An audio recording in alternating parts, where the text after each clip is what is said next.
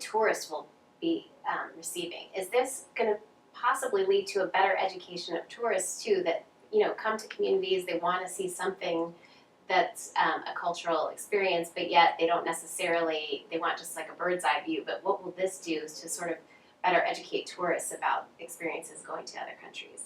Yeah, tourists coming in are very interesting because they come with expectations that they get from watching TV or reading online or newspapers, and so they develop really particular expectations on what they should see. And the members of the community in St. Veit are very knowledgeable about this. And tourists coming into the area have this notion of the Garifuna community, and what they're known for is dancing and drumming. And so tourists only want to see dancing and drumming. But it turns out the members of St. Veit say that we're much more than dancing and drumming. We have a much richer history and heritage and cuisine and language, and there are many other aspects than just our costumes and our dance. And so they want an opportunity to put all of that together as a package to show who they are more holistically than just being targeted as another ethnic group that tourists can pass through and visit.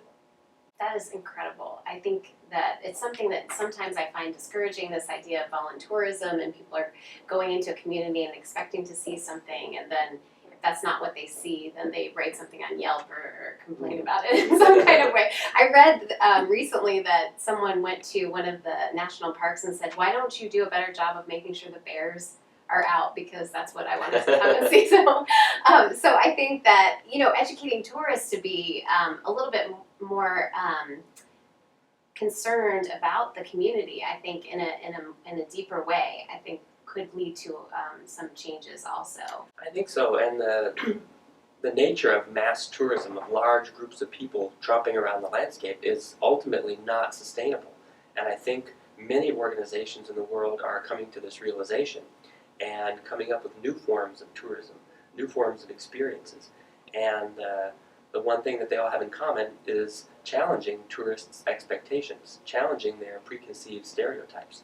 And I'm hopeful that that's a new sustainable strategy for tourism, is challenging what you think you know. Can you speak a little bit more about that? Like, what would be an example of how we might do that? Well, in St. Veit, for example, people often think of the Garifuna culture in terms of the dances that they do and that they're world famous for, and the drumming that they do. But as I mentioned, the community has a much richer heritage, and they want to put together their own story in a way that is not necessarily consistent with what tourists would come to expect. Mm-hmm. So it's actually sort of leading to perhaps a generation of more responsible tourists who won't just come and kind of wreak havoc on an area and then leave. There will always be those tourists, Mm-hmm. but we're hoping to develop more of a sense of learning-centered tourism or community-engaged tourism. That is fantastic, and I'm so glad that USF is a part of this, and that when people go and visit the museum, which we talked about is opening relatively soon. Right, the museum's about 75% complete, and we're hoping to install exhibitions in the spring and 2016, and by perhaps June or July 2016, we'll be able to open the doors. And then when they come, when tourists come, or when students from USF or faculty come and check out the museum, they'll be seeing a little piece of a Research That Matters project. That's right. And we have plans to have a special thank you for Office of Community Engagement Partnerships in the museum. So hopefully USF students can come and see what Bulls do around the world. That's fantastic. Thank you so much, Christian. My pleasure. Really appreciate it.